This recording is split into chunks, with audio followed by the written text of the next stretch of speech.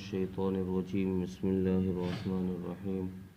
ومن يعص الله ورسوله ويتعد حدوده يدخله نارا خالدا فيها وله عذاب مهين۔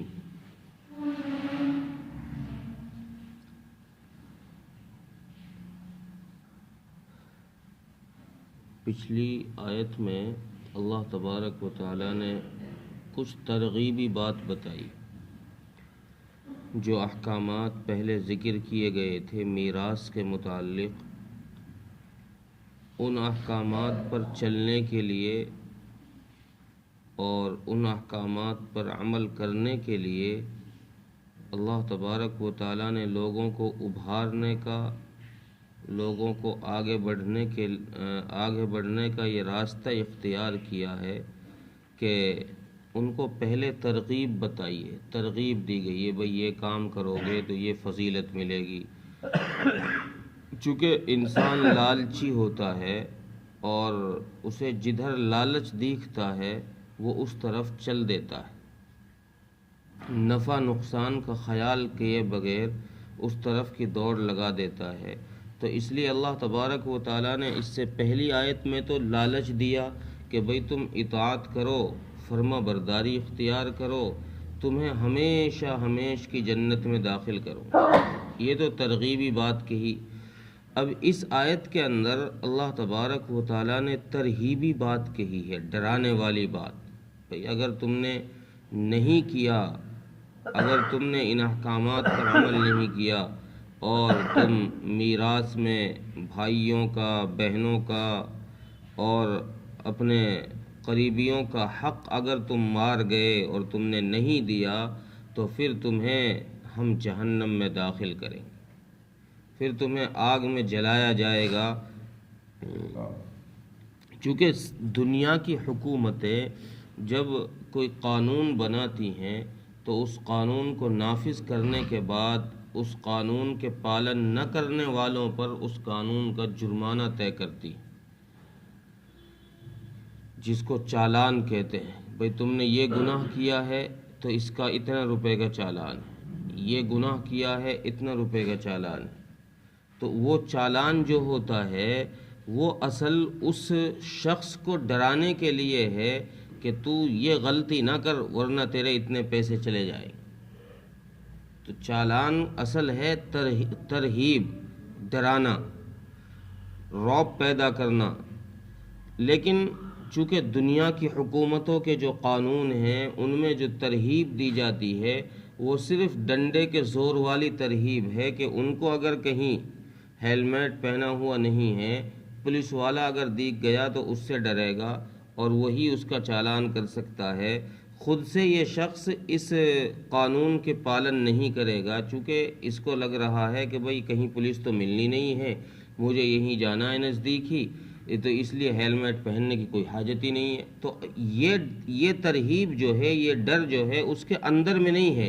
وہ صرف ایک چالان کی وجہ سے، پولیس والوں کی وجہ سے وہ ڈر رہا ہے۔ جب اسے موقع ملے گا کہ بھئی کہیں پولیس والا نہیں ہے تو وہ اس کی خلاف ورزی کر دے گا۔ اللہ تبارک و تعالیٰ نے جو قانون بنائے ہیں، جو ضابطے بنائے ہیں، جو احکامات اللہ کی طرف سے نازل کیے گئے ہیں، ان سب کے بعد اللہ تبارک و تعالیٰ نے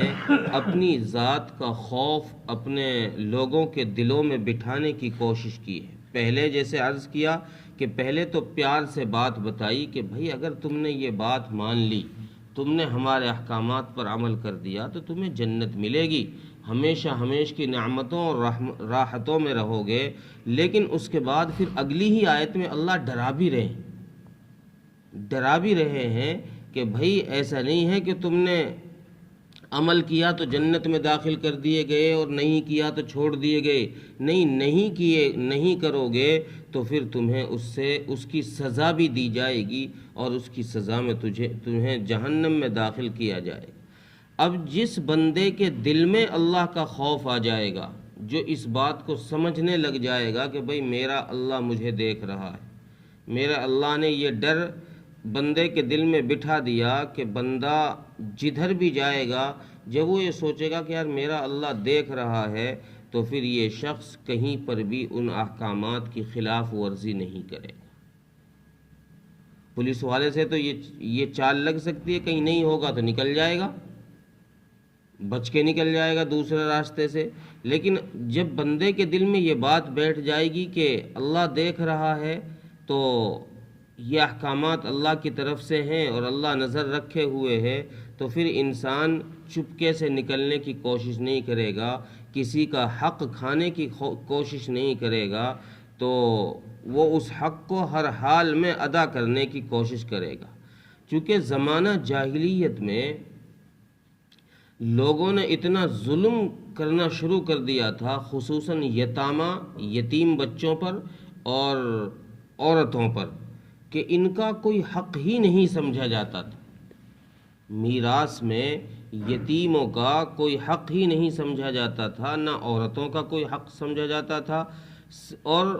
اگر حق سمجھتے تھے تو صرف بالغ بچوں کا حق سمجھتے تھے۔ ان کا کہنا یہ ہے کہ جو بچہ اتنا بڑا ہو کہ وہ گھوڑے پر خود سوار ہو جائے اور میدان جنگ میں جا کر مال غنیمت اکٹھا کر لے، وہ بچہ میراث لے سکتا ہے۔ اس کے علاوہ نابالغ لڑکے بھی میراث نہیں لے سکتے، اور لڑکیاں اور عورتیں جو ہیں وہ تو خواہ بالغ ہوں یا نابالغ ہوں، کوئی بھی ہو، ان کو میراث میں حق ہی نہیں۔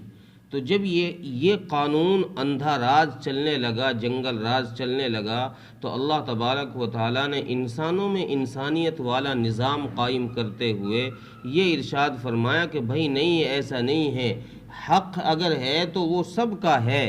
چاہے وہ یتیم ہو، چاہے عورت ہو، چاہے مرد ہو، خواہ بالغ ہو یا نابالغ ہو، خواہ ابھی پیدا ہوا ہو یا نہ ہوا ہو، خواہ یعنی پیٹ میں ہی ہو، حمل ہو، تو اس صورت میں بھی اس بچے کا حصہ میراث میں متعین رہے گا۔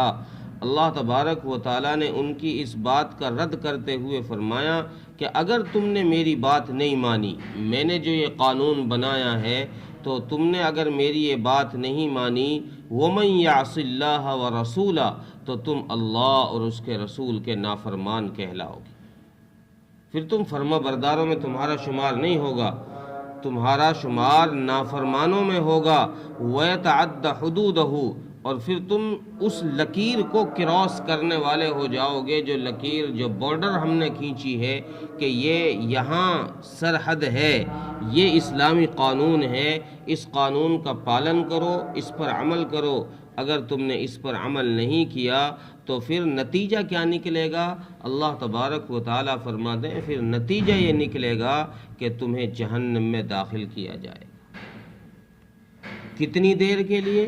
تم نے حق مارا ہے صرف اسی کے لیے نہیں، خالدین فیہا، یہ تم ہمیشہ اس جہنم میں رہو گے، تمہیں ہمیشہ عذاب میں داخل کیا ہی جائے گا۔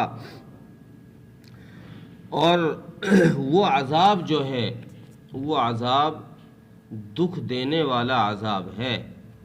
ایسا نہیں ہے کہ ہلکی پھلکی سزائیں دی جا رہی ہوں، تم چاہے جس کا حق کھا جاؤ، کوئی پرواہ نہیں ہے، ہلکی پھلکی سزا دی جائے گی، تمہیں چھوڑ دیا جائے گا، کروڑوں کی تم پراپرٹی کھا گئے، دوسرے کے حق کھا گئے، اور تم یہ سمجھو کہ تمہیں تو ہلکی پھلکی ویسے ہی چپاٹ لگا کے چھوڑ دیا جائے گا۔ اللہ فرمانے وَلَهُمْ عَذَابٌ مُّهِينٌ، ہمارے پاس جو سزائیں ہیں وہ دکھ دینے والی، دردناک ہیں، وہ ایسی سزائیں ہیں جن کو سن کر کے، جن کو دیکھ کر کے تم کرہ جاؤ گے اور پریشان ہو جاؤ گے، تمہیں یہ احساس ہو جائے گا کہ یار کاش میں اس دنیا کی زندگی میں کسی کا حق نہ کھاتا، میں بھائی کا حق دے دیتا، بہنوں کا حق دے دیتا، اپنے یتیم بھتیجوں کا حق دے دیتا، تو تمہیں یہ احساس ہونے لگ جائے گا۔ اس طرف اللہ تبارک و تعالیٰ نے اس آیت میں اشارہ کر کے مسلمانوں کو ڈرایا ہے۔ ترجمہ دیکھیں، وَمَن يَعْصِ اللَّهَ وَرَسُولَهُ، اور جو شخص اللہ اور اس کے رسول کی نافرمانی کرے گا، وَيَتَعَدَّ حُدُودَهُ، اور حدوں کو پار کرے گا، اللہ نے جو حد لگا دی اس حد کو پار کرے گا، تو پھر يُدْخِلْهُ نَارًا خَالِدًا فِيهَا، تو پھر نتیجہ یہ نکلے گا کہ اس کو ہمیشہ جہنم میں داخل کیا جائے گا، آگ میں داخل کیا جائے گا۔ وَلَهُ عَذَابٌ مُّهِينٌ، اور ان کے لیے دردناک عذاب ہوگا۔ اللہ تعالیٰ عمل کی توفیق